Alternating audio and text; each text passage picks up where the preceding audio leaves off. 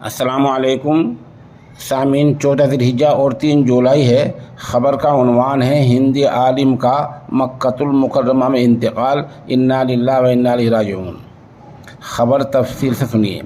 جامعہ کنز العلوم احمد آباد گجرات کے استاد فقہ و حدیث مولانا محمد احمد ابن مولانا احمد پٹنی کا آج مکہ میں انتقال ہو گیا ہے۔ خبر کے لیے گجرات سے ہی جناب اویس قریشی صاحب ہمارے رابطے میں ہیں۔ وہ بتا رہے ہیں کہ آج صبح صادق کے وقت ان کا انتقال ہوا ہے۔ اویس قریشی بتا رہے ہیں کہ مناسک حج کے بعد وہ بیمار ہو گئے تھے، جس وجہ سے ان کو ہسپتال میں بھرتی کرا دیا گیا تھا۔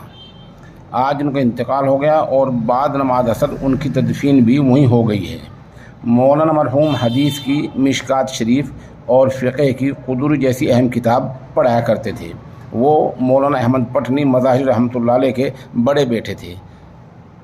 اویس قریشی صاحب نے سامعین سے مرحوم کی مغفرت، درجات کی بلندی اور پسماندگان کے لیے صبر جمیل کی دعا کی درخواست کی ہے۔